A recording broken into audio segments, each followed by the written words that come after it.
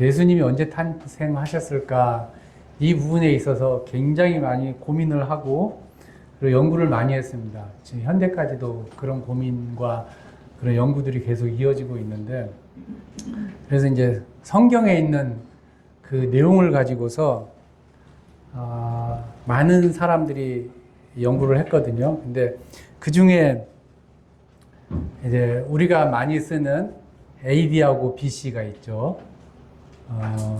다 아시다시피 BC는 Before Christ 해가지고 예수님 탄생 전을 Before Christ라고 얘기하고, AD는 또 이거는 이상하게 라틴어예요. 아노 도미니 해서 In the year of our Lord 해가지고 그 우리의 왕이 탄생한 이유를 갖다가 얘기를 할 때 아노 도민이라고 이렇게 얘기를 합니다. BC하고 AD를 처음으로 언급한 사람이 누구냐면은 그 수도사 중에, 로마교회 수도사 중에 한 사람이었던 디오니시스라는 사람이 그의 저서 부활절의 서라는 그 책에서 제일 먼저 언급을 했습니다. 디오니시스는 예수님이 언제 탄생하셨는가 이것을 검토하는 과정에서 누가복음 3장인가요? 그 있는 말씀, 디베료의 탄생이 디베료 시대에 있었던 거죠. 디베료 시대에 그것을 가지고서 로마 년도 754년에 예수님이 탄생을 하셨다. 그래서 그 이듬해를 AD 1년으로 봤습니다. 그래서 이것을 그 525년 그의 저서에서 처음으로 제시를 했고, 이것을 AD 664년 영국의 웹토비 종교회의에서 채택을 했습니다. 채택을 하고 이제 종교인들만 이렇게 갖고 있었는데, 그것이 이제 9세기 때 유럽을 그 통일한 왕이 있거든요. 샤를마누라고, 칼 대제라고 하죠. 그 사람에 의해서 전 유럽으로 확산이 되었습니다. 그래서 우리가 다 알다시피 예수님께서는 BC 1년에 태어나셨다. 그리고 그 이듬해를 AD 1년이라고 해서 이렇게 해갖고 지금 AD 2024년이죠. 예수님이 탄생하시고 2024년이라고 얘기를 하고 있습니다. 그런데 여기 성도님들 다 알다시피 이때 계산이 잘못됐다는 걸 알고 계실 겁니다. 계산이 잘못돼서 우리는 그렇게 알고서 있었지만은 실질적으로 예수님이 탄생한 것은 실제로는 그때가 아니다, 그 해가 아니다 하는 것을 잘 알고 있습니다. 그 연도에는 영년이라는 연도가 없습니다. 영년이라는 연도가 없고 BC 1년, 그 이전을 BC 뭐 이렇게 2년 이렇게 되고, 그 다음에 영년이 아니라 AD 1년으로 바로 넘어갑니다. 그렇게 돼서 예수님의 이제 탄생에 대한 얘기를 하는데요. 제가 왜 이 얘기를 가지고 나왔냐 그러면, 이제 크리스마스도 가까워진 것도 있지만은 사람들이 예수님의 탄생, 그리고 죽으심, 그리고 부활, 그리고 재림에 대해서 지금 다 흐릿해져 가고 있는 것 같아요. 우리 성도님들도 흐릿해져 있는 것 같아서 우리 한번 마음을 다시 한번 다잡고 새롭게 하자는 의미로서 크리스마스가 다가와서 이 얘기를 하고자 합니다. 자, 예수 그리스도의 탄생에 보면은 이사야서 9장 5절에 있는 말씀처럼 이는 한 아기가 우리에게 낳고 한 아들을 우리에게 주신 바 되었는데,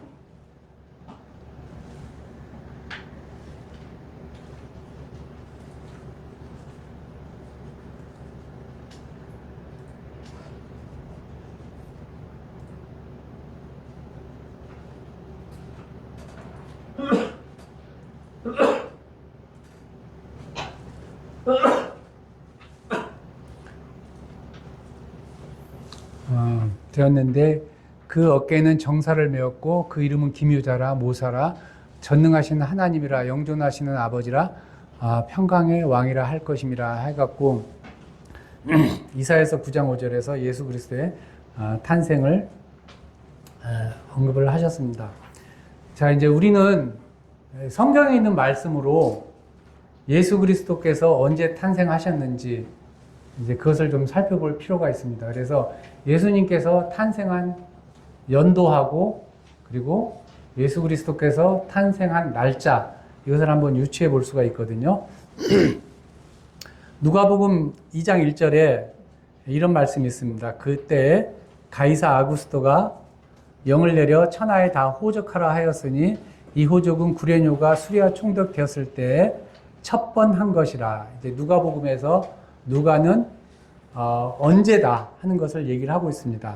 자, 그래서 여기서 그때 통치자가 카이사르는 아우구스트였고요.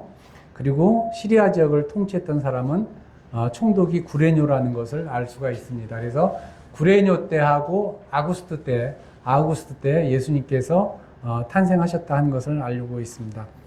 자, 그때 마태복음 2장 1절에 헤롯 왕 때 예수께서 유대 베들레헴에서 나심에 동방으로부터 박사들이 예루살렘에 이르러 말하되 하고 있습니다. 그래서 헤롯 왕 제위 시절에 예수님께서 탄생을 하셨습니다. 누가복음 다시 3장 1절에서 2절 티베리우스 가이사가 위에 있은 지 15해 그러니까 티베리우스 15년에 티베리우스 제위 15년입니다. 15년 때 본디오가 유대의 총독으로 있었고 그때 헤롯이 갈릴리 분봉왕으로 있었을 때 그러니까 그때 통치자들이 딱 나열이 됩니다. 그때 예수님께서 나셨다 얘기를 하고 있습니다. 그래서 티베리오의 제위 때 나셨다는 거고요. 그때 티베리오의 제위 15년 때 나셨다.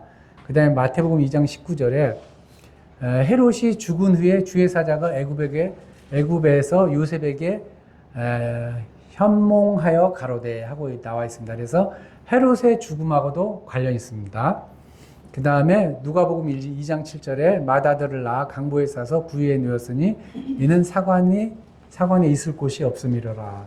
자, 이 말씀을 가지고서 우리가 예수님이 언제 태어나셨고 그리고 달력으로는 언제쯤 되었는지를 알 수가 있습니다. 베들레헴에 있는 여관이 꽉 차갖고 더 이상 예수님이 잘 때가 여관이 없었기 때문에 구유에서 있었다 하고 나옵니다.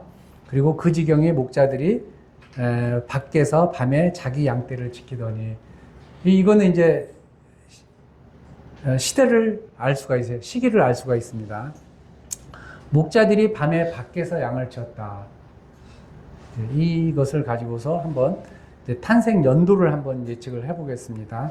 성경의 기록을 가지고 하는 거거든요. 티베리우스의 통치 기간입니다. 티베리우스 통치는 AD 14년 8월 1일부터 이거 AD가 아니라 BC입니다. BC 14년 8월 1일 8월 19일부터 AD 37년 3월 16일입니다. 이거 제가 오타가 났네요. BC입니다. BC. 그래서 카이사 티베리우스 15년 되었을 때 세례 요한이 활동하고 그 즈음에 예수님이 세례를 받고 활동했다. 그리고 그때 예수님의 나이가 30세쯤 되었다. AD가 맞나요? AD가 맞는 것 같은데 이렇게 얘기를 하고 있습니다. 다음에 성전의 재건 요한복음 2장 19절에 보면은 그 말이 나오죠. 이 성전이 지은 지가 46년 되었는데 네가 과연 이것을 헐고 짓겠느냐 얘기를 합니다. 그래서 성전 재건은 헤롯이 BC 18년에 시작해서 그 요세푸스의 유대 전쟁사에 나옵니다. 46년 뒤인 AD 29년에 예수님의 공생의 첫 번째 유월절 햇수하고 정확히 일치를 하고 있습니다. 성전은 그 당시에도 완공된 곳이 아니었고 바깥들까지 모두 완공된 때는 AD 64년이었고 AD 70년에 티베리우스에 의해서 완전히 파괴가 됐습니다. 헤롯의 죽음이 나옵니다. 헤롯은 제위 기간이 BC 37년부터 BC 1년인데요. 로마 황제 아우구스트입니다. 예, 이두메와 갈릴리와 사마리아와 유대를 통치하는 왕이 되었고요. 그가 죽은 다음에 이제 문제가 많이 생겨서 빌라도가 통치를 했죠. 그리고 그 아들 헤롯이 분봉왕으로서 자리를 하고 있었습니다. 자, 요세푸스의 유대인의 고대 풍습 17권 제6장에 따르면은 헤롯인 월식이 있던 해에 6월절 직전에 죽었다고 기록을 하고 있습니다. 근데 요즘은 이제 천문학적으로 과거의 일식하고 월식을 다 계산을 할 수가 있거든요. 천문학적 증거로 과거의 월식을 계산한 결과 BC 1년 1월 9일에 계기월식이 있었으므로 그의 죽음은 BC 1년 4월 8일경에 있었다 하는 것을 알 수가 있습니다. 그러니까 예수님께서 태어나시고 얼마 안 있다가 죽었다고 하고 성경에 기록이 돼 있잖아요. 그래서 애굽으로 피신했을 때 헤롯이 죽었으니까 애굽에서 다시 오라 이렇게 이제 기록을 하고 있거든요. 그래서 그때가 BC 1년 4월 8일경에 그가 죽었다 하는 것을 우리가 유출해서 할 수가 있습니다. 그리고 동방에서 온 박사들은 예수님이 태어난 때에 나타난 별을 쫓아 약 2년여를 여행하여 예루살렘에 도착하였고 나사렛에 있는 아기 예수께 경배한 지 얼마 안 되어 헤롯이 죽었습니다. 왜냐하면은 동방박사들이 왔을 때 먼저 헤롯에게 갔죠. 동방박사들 헤롯에게 가가지고 얘기를 했더니 별이 나타난 때를 즈음해서 2년 이하의 어린이를 다 죽였거든요. 그러니까 별은 2년 전에 나온 거예요. 그리고 그때 이미 예수님께서는 만으로 2살이 넘었을 때예요. 2살이 넘었을 때였고, 그래서 2살 이하의 아이들을 다 죽였고요. 그리고 나서 헤롯이 죽었습니다. 그래서 헤롯이 죽은 때는 BC 1년이면은 이보다 2년 전이면 언제겠어요? BC 3년이겠죠. BC 3년에 예수님이 태어났다는 것을 확인할 수가 있습니다. 그래서 제가 이제 성경에 있는 기록 도표를 가지고서 한번 연도를 짜봤습니다. 예수님의 나이하고 성전 건축, 티베리우스의 재위기간 이걸 쭉 따지고 성전 건축은 BC 18년부터 시작을 했습니다. 그래서 이때 AD 29년에 예수님의 공생의 첫 해에 요한복음에 있는 말씀처럼 이 성전은 건축한 지 46년째가 됐다고 얘기를 했거든요. 그렇기 때문에 이거를 거꾸로 쭉 따지게 되면은 시작은 BC 18년부터 성전 건축이 시작이 됐습니다. 그래서 쭉 가다가 티베리우스 제위가 제가 아까 착각을 했는데 AD 14년 이때부터 제위를 쭉 해가지고 제위 15년이 됐을 때 예수님께서는 30세쯤 되었다 하고서 기록이 되어 있습니다. 그래서 AD 28년하고 AD 29년에 있는 날짜를 우리가 딱 조합해갖고 맞춰보면은 예수님의 나이하고 거의 얼추가 맞습니다. 그러니까 제위 18년에 예수님께서는 30세쯤 되었다 하는 이 날짜가 나오고요. 그리고 그 이듬해 첫 번째 6월절이 됐었을 때 성전이 건축한 지가 46년이 되었다 이렇게 얘기를 했었기 때문에 이 날짜를 다 맞춰보면은 예수님께서는 탄생한 것이 BC 3년에 탄생했다는 것을 우리가 알 수가 있습니다. 그래서 성경의 기록이 정확하게 일치한다는 것을 우리가 알 수가 있죠. 자, 그래서 여기도 말했듯이 티베리우스는 AD 14년에 가이사가 되었기 때문에 AD 28년에 제위 15년이 되었고 예수님은 나이가 30세쯤 되었다. 이게 누가복음에 있는 말씀입니다. 그리고 공생의 첫 번째 6월절이 되었을 때 예루살렘 성전이 건축된 지 46년이 되었다 하는 것을 요한복음 2장 19절에 있는 이 말씀입니다. 그래서 이것을 따졌을 때 그리고 헤롯은 월삭이 있던 해 6월절에 죽었으며 이게 BC 아까도 말했듯이 1년 4월 8일이었고 죽기 전에 박사들로부터 자세히 알아본 바에 따라 2살 이하의 어린아이들을 다 죽였습니다. 그렇기 때문에 헤롯이 죽을 때는 언제였어요? BC 1년이었죠. 탄생이 2년이 됐었을 때 BC 3년에 예수님께서는 탄생하셨다 하는 것을 우리가 알 수가 있습니다. 그래서 성경 기록은 저는 항상 성경을 볼 때 1차적으로 성경의 기록은 하나님께서 기록을 하셨기 때문에 이것이 맞다 하는 것을 가지고서 거꾸로 역사의 내용을 좀 제가 이렇게 뒤져가면서 이것을 맞춰봤거든요. 그래서 예수님께서는 BC 3년에 탄생하셨다 하는 것을 우리가 성경에 기록된 내용을 가지고서 확인을 할 수가 있습니다. 자, 그러면 이제 탄생 일자를 우리가 또 유추를 해봐야 됩니다. 탄생 일자는 유대인의 3대 절기하고 관련이 있습니다. 누가복음 2장 7절에 맏아들을 낳아 강보에 싸서 구에 누웠으니 이는 상관이 있을 곳이 없다 이렇게 되어 있습니다. 자, 요세푸스의 기록에 따르면은 그 당시에 예루살렘 인구가 12만 명이었는데요.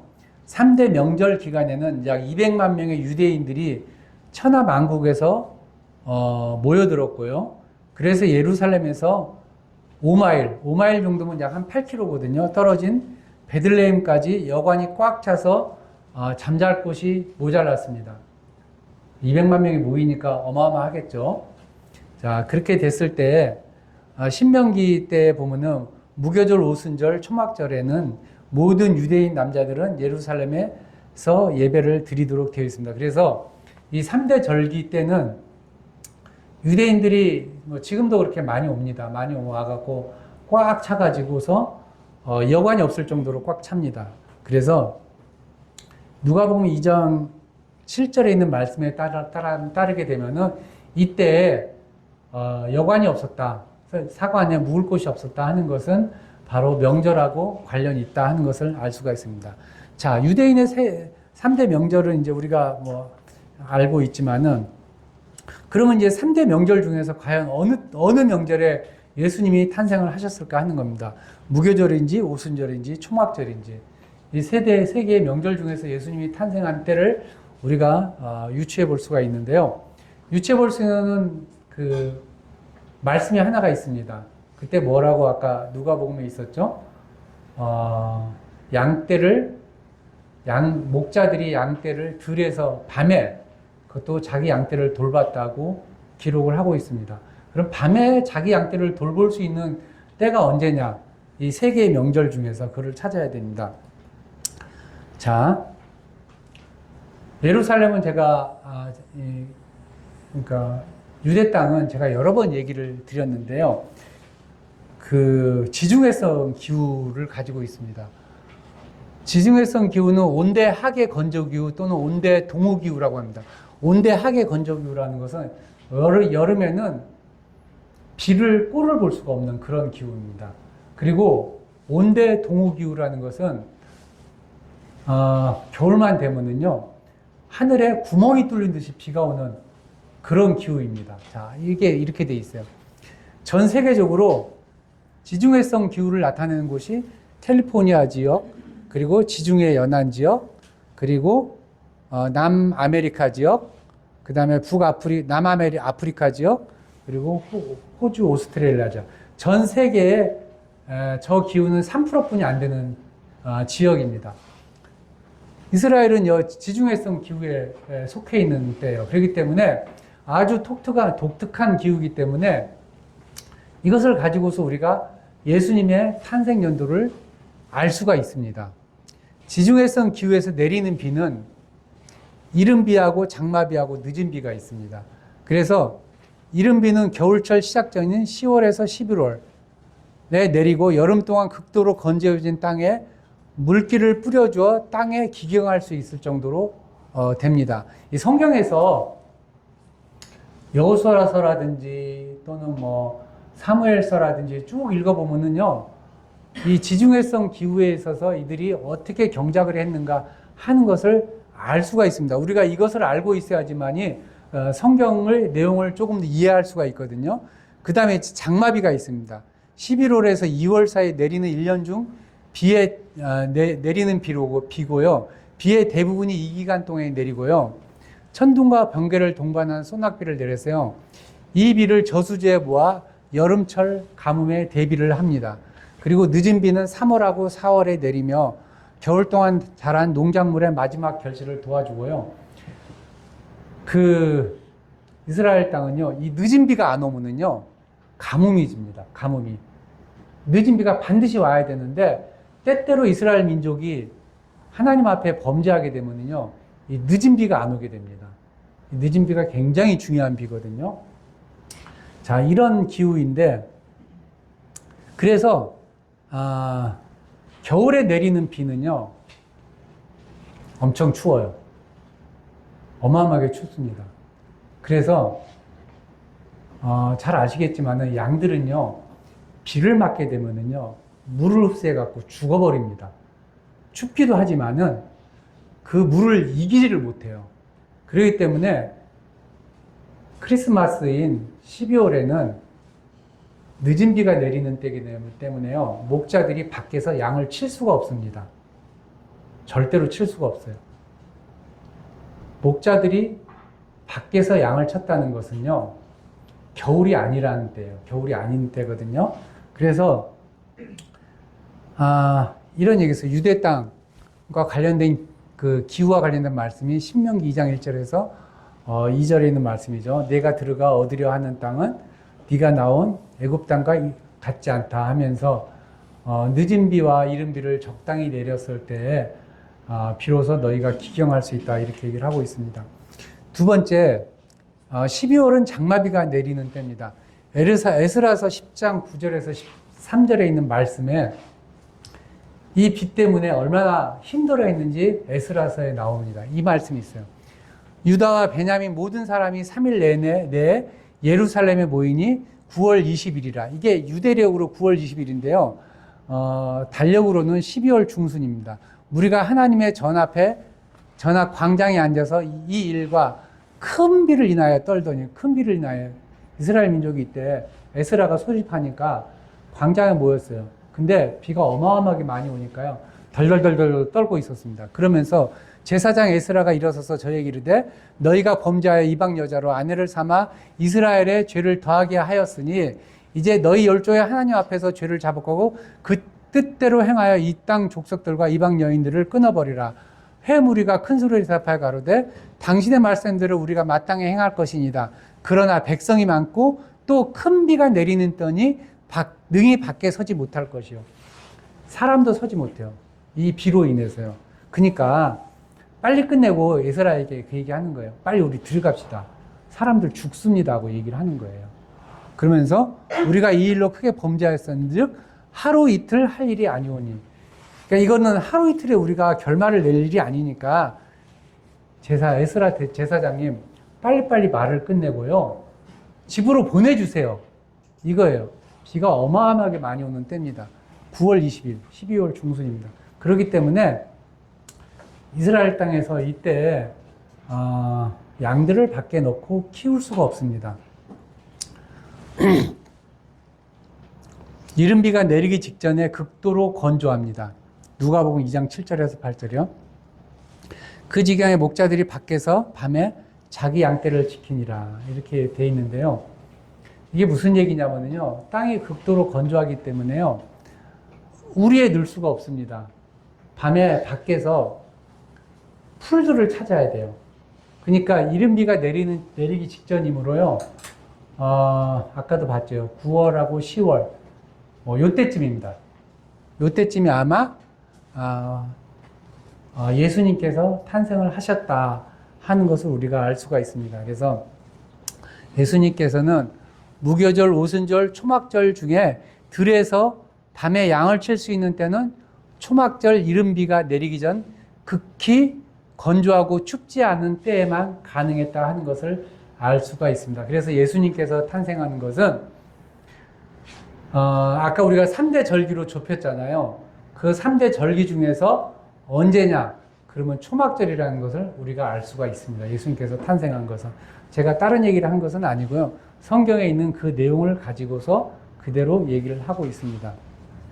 자, 예수님의 탄생 시기는 이제 우리가 알 수 있습니다. 탄생 시기. 자, 자, 탄생 연도를 우리가 예측을 할 수가 있죠. 연도는 아까도 말했지만 가이사 티베리우스의 재위기간과의 연관성, 그 다음에 예루살렘 성전, 헤롯 성전 건축과의 연관성, 그리고 헤롯의 죽음과 일식과의 관계, 월식과의 관계, 그 다음에 헤롯의 죽음과 별이 나타난 때의 기간, 이것을 따졌을 때 우리가 연도는 BC 3년이라는 것을 확인할 수가 있고요. 탄생일자를 예측하는 것은 무교절, 오순절, 초막절 중에 하나인데 그 중에서 이른비가 내리기 직전에 초막절 기간인 것을 우리가 알 수가 있습니다. 그래서 예수님께서 탄생한 것은 BC 3년 10월 6일경이다 하는 것을 우리가 알 수가 있습니다. 그래서 10월 6일이다 이렇게 딱 정확하게 얘기한 것이 아니라 예수님이 탄생한 것은 연도는 BC 3년이 많은데 성경에 날짜를 기록하지 않았으니까 초막절의 기간을 우리가 따졌을 때 BC 3년 10월 6일이다. 그래서 유대력 7월 15일 초막절 때에 초막절이 시작하는 이때에 예수님께서는 탄생을 하셨을 것이다 하는 것을 알 수가 있습니다. 그래서 예수님의 탄생은 우리가 BC 3년 10월 6일경 이것이 예수님의 탄생이고요. 그다음에 이제 예수님께서 우리가 잘 알고 있는 것은 이제 사망과 부활입니다. 여호와께서 그로 상함을 받게 하시기를 원하사 질고를 당케 하셨은즉 그 영혼을 속건제물로 드리기에 이르면 그가 그 씨를 보게 되면 그날은 길 것이요 또 그의 손으로 여호와의 뜻을 성취하리로다. 아까도 이사야서 말씀을 읽었는데 이번에도 이사야서 53장 10절에 있는 말씀입니다. 그래서 예수님께서 우리 죄를 위하여 십자가에서 돌아가실 것이다 하늘 것을 가지고 얘기를 하고 있습니다. 그래서 사망과 부활 연도를 한번 성경의 기록으로 예측을 해보도록 하겠습니다. 자, 티베리우스의 통치 기간입니다. 우리가 아까도 살펴봤듯이 누가복음 3장 1절에서 2절 나오죠. 티베리우스 가이사가 있은 지 15해. 이거는 아까 우리가 탄생 연도를 살펴봤을 때도 알 수가 있습니다. 그때 예수님께서 그 탄생을 하셨다 하는 것, 공사역을 하셨다 하는 것을 얘기를 하고 있습니다. 그 다음에 성전의 재건, 아까도 살펴봤죠, 이거는요. 성전은 46년 동안 지역건을 하고서 얘기를 하고 있습니다. 자, 그래서, 사망 연도는 아까 탄생 연도를 가지고서 쭉 하면서 우리가 계산을 해볼 수가 있습니다. 자, 성경 기록에 의한 도표를 다시 보겠습니다. 자, AD 14년 가이사가 되었기 때문에 티베리우스 제2 15년, 그 다음에 6월 성전 건축이 이때 되었다. 그리고 이거는 이제 탄생. 자, 이것을 이렇게 봤을 때 예수님께서는 사망과 부활 연도는 공생의 3년 반을 감안하여서 AD 32년에 돌아가셨다 하는 것을 우리가 알 수가 있습니다. 우리가 공생의 기간은 3년 반이죠. 그죠? 예수님께서는 초막절에 탄생을 하시고요. 초막절부터 딱 30살이 되었을 초막절부터 공생애를 시작을 했습니다. 그리고 이듬해 AD 29년 31세에 성전 건축이 46년째쯤 되었습니다. 그리고 3년이 지나고 그 다음에 6월절에 돌아가셨기 때문에 예수님께서는 정확하게 공생의 기간이 3년 반입니다. 3년 반 동안 공생의 생활을 하셨고요. 그래서 이 모든 것을 봤을 때 예수님께서는 AD 29년에 돌아가셨다 하는 것을 알 수가 있습니다.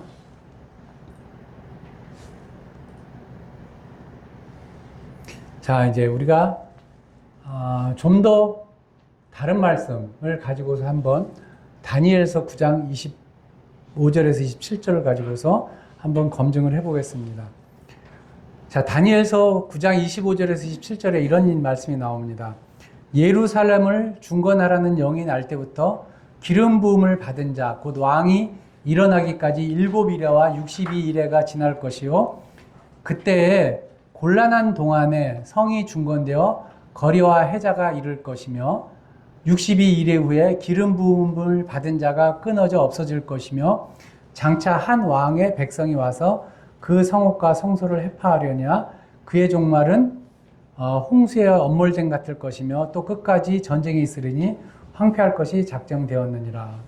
이 말씀이 예수 그리스도께서 탄생하고 그리고 재림할 것까지 다 예언을 하고 있습니다.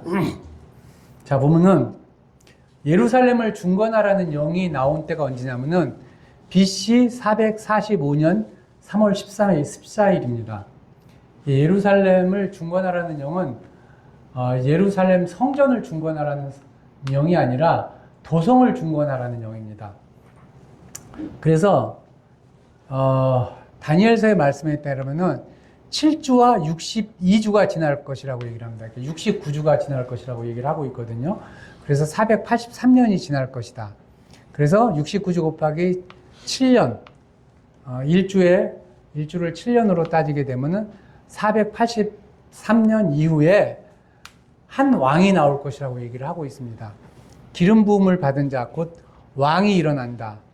이때가 언제냐면은 승리의 예루살렘 입성입니다.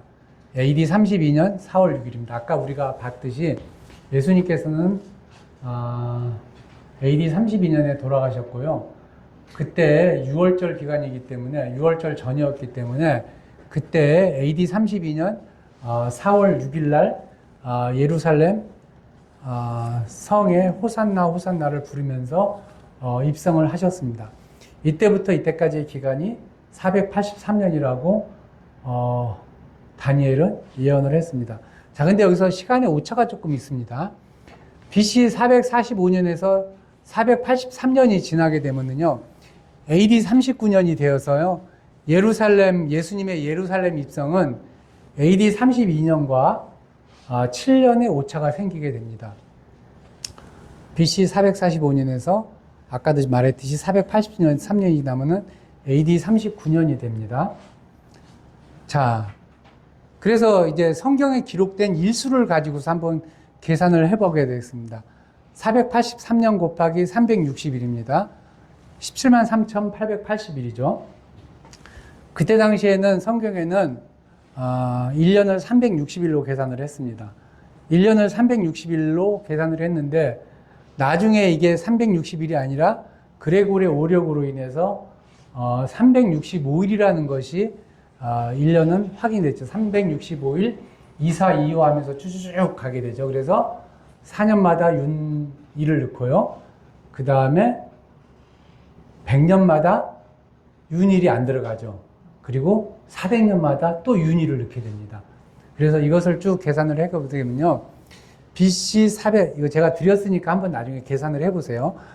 445년 3월 14일과 AD 32년 4월 6일 사이의 실제 기간은 444년입니다. 여기서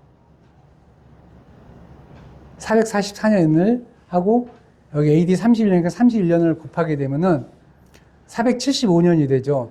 475년 곱하기 365일 하면은 17만 3,375일입니다. 이렇게 됩니다. 실제 차이. 그런데 BC 445년 3월 14일부터 12월 31일까지 자, 3월달 18일, 4월달 31일, 5월달 쭉 따지게 되면은 BC 445년의 실제 날짜는 293일이 나옵니다. 그리고 AD 1월 1일부터 4월 6일까지의 총 일수를 계산하게 되면은 1월달 31일, 2월달 28일, 3월달 31일, 4월달 6일 해갖고 96일이 나오게 됩니다. 이 날짜 더하기, 이 날짜 더하기, 이 날짜 더하기.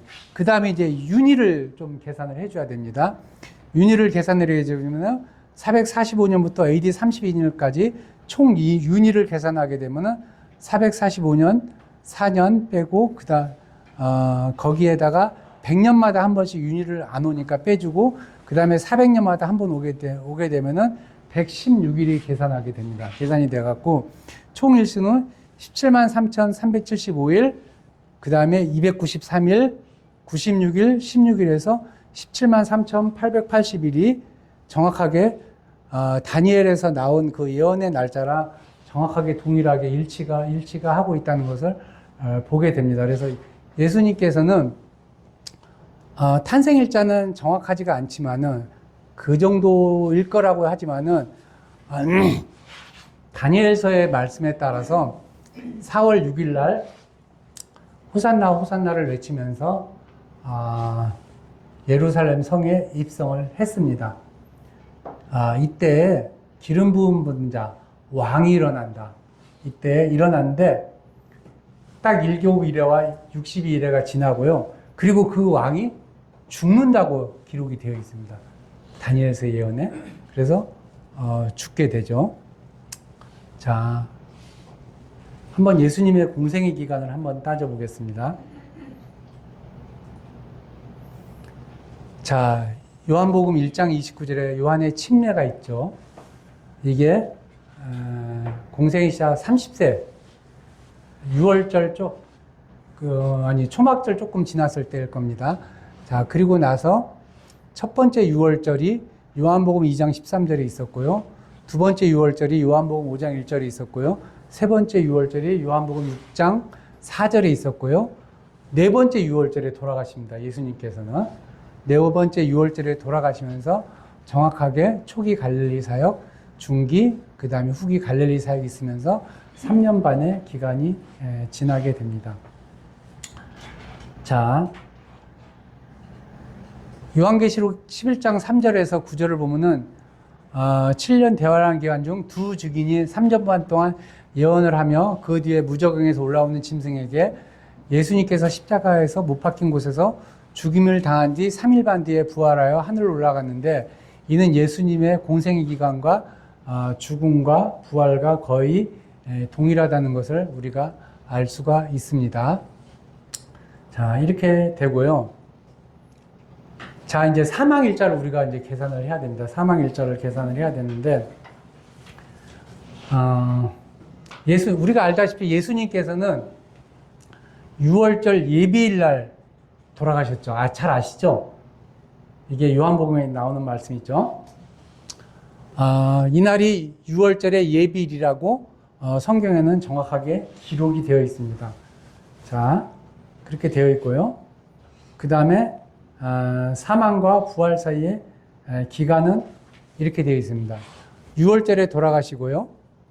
자, 요한복음 19장 14절 아까 위에서 기록한 대로 예수님께서는 6월절 예비일에 정확하게 기록이 되어 있습니다. 6월절에 돌아가셨고요. 그 다음에 이 6월절 바로 다음에 무교절이 옵니다. 무교절 첫날 레위기 23장 7절에서 이날은 안식일로 지켜 성회로 모이고 아무 노동도 하지 말라고 기록을 하고 있습니다. 그래서 이날도 무슨 날이에요? 안식일입니다. 안식일. 사바스 안식일입니다. 아무 일도 하지 않고요. 자, 그 다음에 여인들이 항품을 준비합니다. 마가복음 16장 1절에서 12절, 누가복음 23장 55절, 56절에서 여인들이 이 두 안식일의 중간에 향품을 준비하게 됩니다. 자, 누가복음 23장 56절에서 여인들이 향품을 준비하고 레위기 23장 3절에 계명을 쫓아 쉬었다고 기록이 되어 있습니다. 그리고 예수님께서는 초실절에 아침에 부활을 했습니다. 자, 이렇게 돼 있어요. 6월절에 죽으시고요. 하루 이틀 사흘 반 새벽에 살아나셨습니다. 자, 성경을 보게 되면은요. 요한복음 19장 31절에 유대인들은 그 안식일이 큰 날이라고 그랬습니다. 6월절 안식일이 첫날, 무교절 첫날이 굉장히 큰 안식일이에요. 아까도 말했듯이 요 날입니다. 이날. 그래서 시체가 십자가에 있으면 안 되기 때문에 다리를 꺾어 가지고서 모든 시체를 다 내려오게 했습니다. 근데 예수님께서는 이미 돌아가셨기 때문에 다리를 꺾지를 않으셨죠. 자, 성경에 이렇게 기록이 되어 있어요. 마가복음 16장 1절에 안식일이 지남에 막달라 마리아와 야고보의 어머니 마리아와 또 살로메가 가서 예수께 바르기 위하여 상품을 사다 주었다가 안식 후 첫날에 매우 일찍 해도 들 때 무덤으로 가며. 자, 안식일이 지났어요. 안식일이 지나고 향품을 준비를 합니다. 그리고 이날은 정상적인 안식일입니다. 그리고 안식 후 첫날에 갔습니다. 그죠? 이게 이제 누가복음 16절에 있는 말씀이에요. 근데 또 어떻게 되냐면은 갈릴리에서 예수와 함께 온 여자들이 똑같은 말씀이에요. 뒤를 쫓아 그 무덤과 그의 시체가 어떻게 둔 것을 보고 이날 이제 돌아가서 시체가 제대로 있나, 예수님의 시체가 있는 것을 보고서 향품과 향료를 예비하더라. 예비했어요. 그리고 나서 계명을 쫓아 안식일은 쉬더라. 계명을 쫓아서 안식일은 쉬었어요. 그리고 안식 후 첫날에 새벽에 여자들이 이 향품을 가지고 무덤에 가서 했다고 얘기를 하고 있습니다.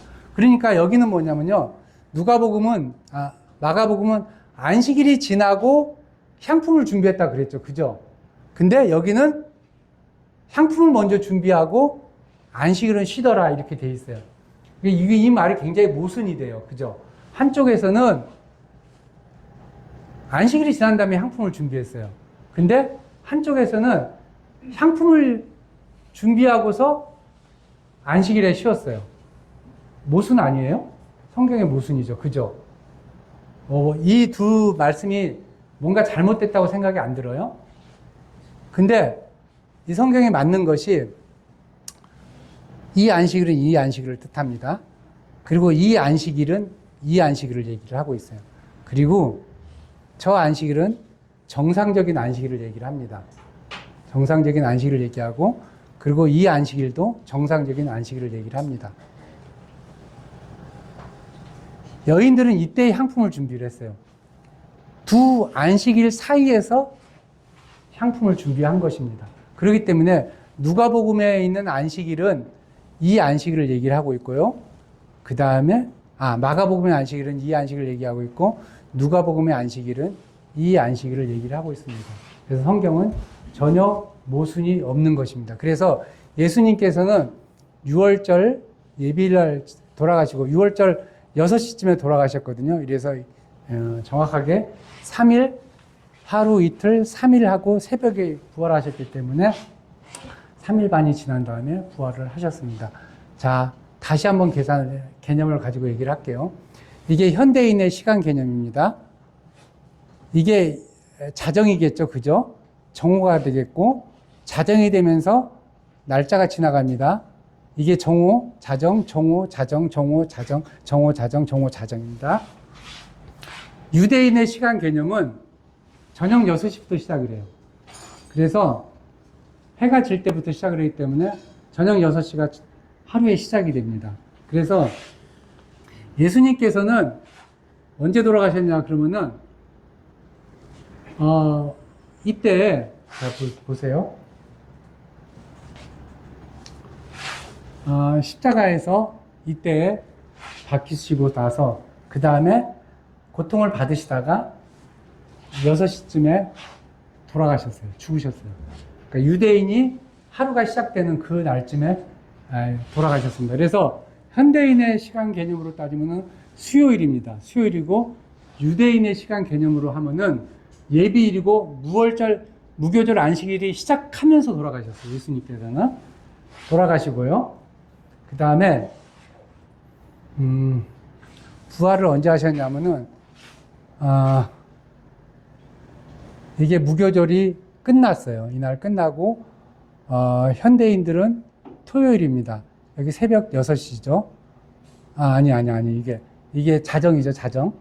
자정이죠. 자정에 우리가 시간이 바뀌니까요. 자정이고, 여기는 6시입니다. 그리고 아침 이제 6시라고 이제 따진다, 저렇게 한다 그러면은, 자, 이렇게 돼갖고요. 그래서 하루가 지나고 6월절이 지나고요. 이때 3일 반이 됐을 때, 정확하게 3일 반이 되었을 때 예수님께서는 부활을 하셨습니다. 그래서 현대인의 시간 개념하고 유대인의 시간 개념을 가지고서 제가 이것을 따져 놔봤습니다. 무교절의 안식일이 있고 정상적인 안식일이 있고 주의 첫날 초실절이 있었고요. 그리고 여인들이 향품을 준비한 때. 우리가 생각하는 기간하고 많이 다르죠. 많은 사람들은 예수님께서는 금요일 날 돌아가시고 금, 토, 일 이렇게 부활하셨다 이렇게 얘기를 하고 있는데 왜 그러냐면요. 이게 유대인의 안식일의 개념을 모르기 때문에 그래요. 안식일의 개념을 모르기 때문에. 그래서 정확하게 말하면은 현대인의 시간 개념으로 하면은 수요일 날 돌아가시고 일요일 날 부활하셨습니다. 3일 반 만에 부활한 것은 예수님께서 마태복음 12장 40절에서 요나가 밤낮 사흘을 물고기의 뱃속에 있었던 것처럼 본인도 밤낮 사흘을 물고기 뱃속에 있을 것이라고 얘기를 했습니다. 그래서 맞죠? 한 번, 두 번, 세 번을 자고서 예수님께서는 부활을 하셨습니다. 밤낮 사이를 한 다음에 자 예수님께서 십자가에서 돌아가시는 게 일정은 이렇게 되어 있습니다.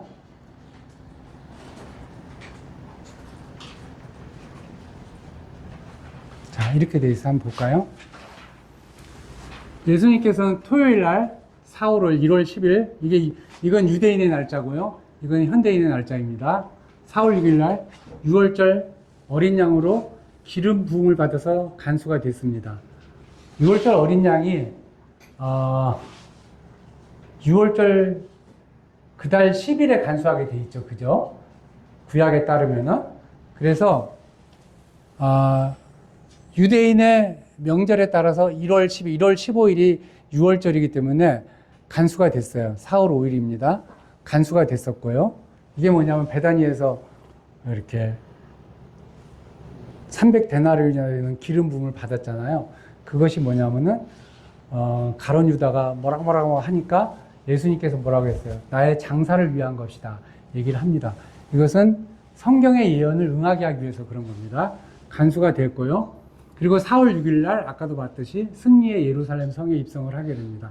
그래서 4월 7일 날 성전을 깨끗이 하시고 무화과를 저주하시고 다시 성 밖으로 나갔다가 다시 4월 8일 날 와서 무화과가 마른 것을 보시고 저녁에 주의 만찬을 하시고 겟세마네 기도를 하시고 잡히시고요. 새벽에 잡히시고요. 대제사장의 신분을 받고 4월 9일 날 6월절 어린 양으로 십자가에서 죽으십니다. 그리고 4월 10일 날 그때가 목요일이죠. 이게 6월절입니다. 6월절 1월 15일 날 무교절의 첫날 안식일이 있었고요. 향품을 준비하고 정상적인 안식일이 왔고요. 초실절날 예수님께서는 부활을 하십니다. 그래서 예수님께서는 4월 9일 날 돌아가시고 4월 13일 날 부활을 하신 것입니다.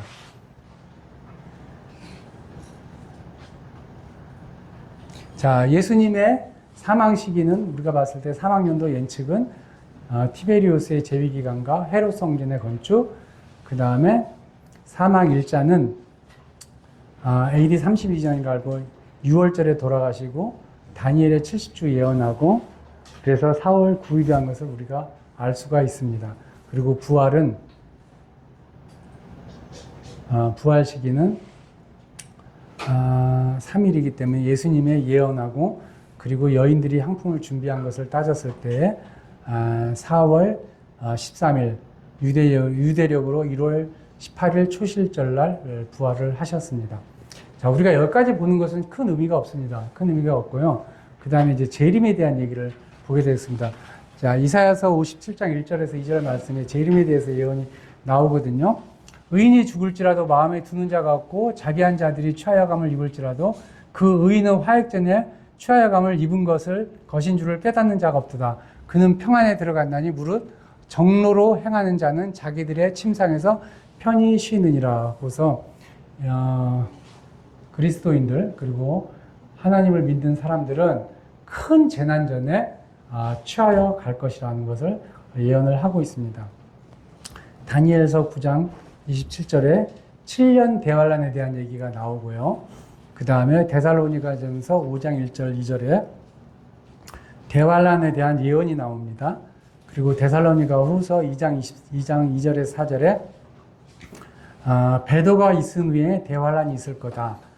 그 다음에 예수 그리스도께서 공중으로 재림을 하실 것이다. 그 다음에 이사야서 아까도 했듯이 그리스도인들은 대환란 전에 휴거할 것이다 하는 것을 가지고 예언을 하고 있습니다.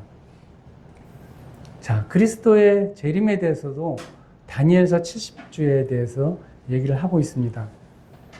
예루살렘을 중건하라는 영이 나온 때부터 그 다음에 이미 정한 종말까지가 이렇게 다니엘서 9장 27절에 나와 있습니다.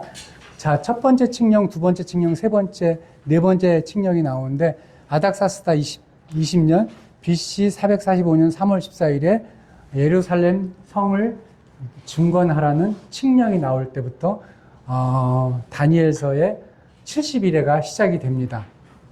그래서 BC 396년 말라기서를 끝으로 예언이 끝납니다. 이때가 7주가 지납니다. 7주가 지나요. 딱 이때 7주가 끝나고 예언이 끝나게 됩니다. 그 다음에 62주가 지납니다. 기름 부음을 받은 자 왕이 일어납니다. 예루살렘 입성을 하는 거죠. 434년이 지나게 되고요. 그리고 지난 다음에 장차 한 왕이 나타나 많은 사람과 한 일에 언약을 세울 것이라고 합니다. 공백기가 있죠. 공백기가 있고 장차 한 왕이 나오겠다. 2주와 62주가 지나고 장차 한 주가 남았다고 그랬습니다. 장차 한 주가 남았을 때 그때 일의 중간에는 제사와 예물을 금지하겠다. 3년 반의 기간이죠.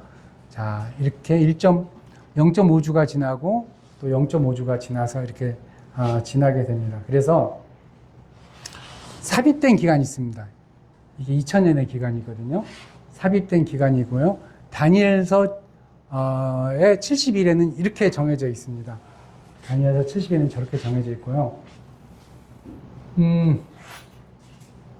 구약 성경에서 여러 예언자들이나 선지자들이 쭉 봤을 때 교회 시대에 대해서는 예언이 안 돼 있어요. 교회 시대는 항상 삽입된 기간입니다. 근데 신약 성경에 와서 비로소 구약에서 언급하지 않은 삽입된 기간을 언급을 합니다. 그래서 예레미야나 이사야서에 보면은 초림하고 재림을 그냥 한 절에서 얘기를 해요. 한 절에서.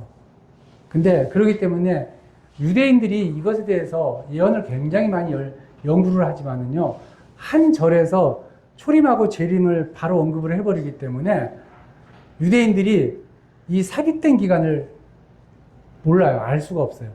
비로소 예수님께서 오심으로 인해서 저 삽입된 기간이 이제 나타나게 되는데요. 자, 이스라엘 민족과 예루살렘을 위하여 하나님께서 정하신 70주가 이렇게 됩니다. 그래서 실질적으로는 490년이지만은 실질적으로는 그 삽입된 기간이 2000년이라는 어마어마한 기간이 들어가 있게 되는 것입니다. 그래서 예수님께서는 삽입된 기간이 지난 저 이후에 재림을 하실 것입니다. 자, 제가 요한계시록에 대해서도 굉장히 많이 이렇게 읽어보고 연구를 했는데, 제가 이제 요한계시록을 섣불리 손대지 않는 가장 큰 이유가 뭐냐면요, 과거는 제가 검증을 할 수가 있거든요. 미래는 검증할 수가 없겠더라고요. 미래는. 그래서 여러 번 제가 제 나름대로도 연구를 하고 자료도 좀 가지고 있고 성경 가지고, 예를 들어서 요한계시록에 있는 말씀, 다니엘서에 있는 말씀, 에스겔서에 있는 말씀, 그 다음에 이사야서에 있는 말씀을 크로스로 체크를 해가면서 나름대로는 제가 제 나름대로는 정립을 해놨는데, 짝을 맞춰보면 얼추 나올 수 있겠더라고요. 나올 수가 있는데, 정확하게 제가 이렇게 공중재림하고 지상재림과의 관계를 요한계시록을 가지고서 한번 제가 도표를 한번 만들어 봤습니다. 처음에 7교회에 대해서 나오죠. 2장 3절에. 교회가 휴고를 합니다. 4장 2절 1절에. 그 다음에 하나님의 영광과 보좌가 4장 5절에서 4장하고 5장에서 쭉 나오고요. 그 다음에 책이 쫙 펼쳐집니다. 책이 펼쳐지면서 일곱 인에 대해서 쭉 나오게 되죠. 그 다음에 일곱 나팔에 대해서 쭉 나오게 됩니다. 11장에 딱 오고 나면은 여기서 요한계시록에서 3년 반에 끝납니다. 3년 반이 지나고 이때서부터 쭉 얘기가 많이 됩니다. 그래서 11장 지나고 12, 13, 14, 15장까지 4장이 3년 반이 지난 다음에 얘기가 쭉 나오고요. 그 다음에 16장 1절부터 이제 후 3년 반이 이제 시작이 됩니다. 그래서 일곱 대접에 대한 얘기가 쭉 나오고요. 그리고 심판과 바벨론의 멸망이 18장 21절에 나오고요. 책이 닫히게 되죠. 일곱 인을 있는 책이 닫히게 되면서 어린 양의 혼인잔치가 있게 되고 그 다음에 예수 그리스도의 재림이 있게 됩니다. 여기는 공중 재림이고요. 여기는 이제 지상 재림이죠. 맞나요? 제가 거꾸로 얘기했나? 어쨌든 7년과 7년 사이에 그리스도의 재림이 있게 되고요. 그 다음에 천년왕국이 있게 되고요. 마지막에 백보자 심판이 있게 되고 그리고 새하늘과 새 땅이 있게 됩니다. 그래서 요한계시록에 있는 말씀이 기준으로 잡고서 구약 성경의 예언을 갖다가 한번 이렇게 대입하는 작업을 해야 되는데 그거는 아까도 말씀을 드렸듯이 구약 성경은 이스라엘 민족에 대해서만 얘기가 나오기 때문에요. 중간에 삽입된 교회 기간에 대해서는 나와 있지가 않습니다. 그렇다 보니까 요한계시록을 표준으로 삼아서 구약의 예언을 한번 맞춰보면은 우리가 알 수가 있습니다. 그래서 이 부분은 한번 나중에 다시 한번 제가 연구를 더 하게 되면은 말씀을 드리고 제가 아까 드렸던 것은 한번 그걸 참고로 해가지고 요한계시록을 읽을 때 한번 표를 가지고서 읽게 되면은 그래도 조금 기준을 잡을 수 있을 것이라고 생각을 합니다. 하나님의 경륜은 이렇게 됩니다. 자, 예수 그리스도께서는 그 교회가 나오죠. 그래서 십자가에 의한 속죄가 일어나고요. 이때가 이제 교회는 교회 시대가 오게 되고요. 그리고 공중 그리스도인의 휴거가 있습니다. 공중 제도가 있었고 그리고 그 다음에 야곱의 환란, 7년 대환란의 기간이 있을 거고요. 그 다음에 그리스도의 재림. 그래서 지상으로 우리가 내려올 것입니다. 그리고 여기서 천년 왕국이 있을 거고요. 그 다음에 최후의 심판이 있을 거고, 영원한 세상이 오고, 사탄은 우리 인간들을 이때 미혹을 하게 되죠. 미혹을 하고, 그 다음에 결박당해서 무적행에 갇히게 되고요. 그 다음에 풀려나죠.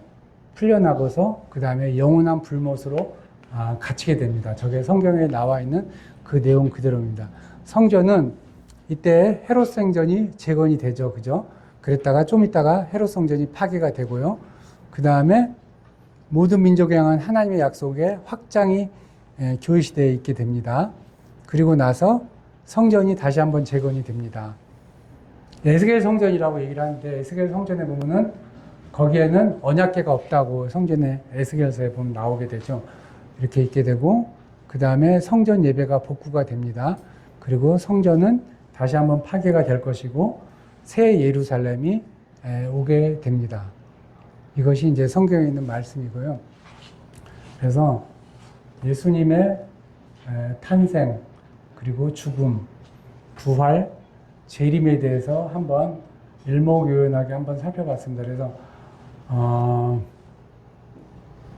이 부분에 대해서 저하고 다른 견해를 조금 가질 수 있는 분이 있고 또 제가 얘기를 드린 것은 말씀을 드렸지만은 기존의 성경 학자들이 생각한 것하고는 좀 다를 수가 있습니다. 근데 저는 이제 그 성경을 항상 연구를 할 때는 성경 안에서 말씀을 찾아갖고 우리가 대비를 해야 되고 그리고 이 성경이 성경 안에서 서로 간에 짝을 맞춰서 맞다 하는 것을 찾아봐야 되기 때문에 그래서 한번 생각을 했고요. 마지막으로 우리가 이 말씀을 제가 이제 좀 많은 사람들한테 전도를 할 때 쓰는 말씀인데요.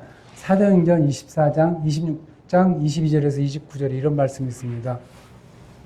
하나님의 도우심을 받아 내가 오늘까지 서서 높고 낮은 사람 앞에서 증거하는 것은 선지자들과 모세가 반드시 되리라고 말한 것밖에 없으니 곧 그리스도가 고난을 받으실 것과 죽은 자 가운데서 먼저 다시 살아나사 이스라엘과 이방인들에게 빛을 선전하시리라 함이니이다 하니라.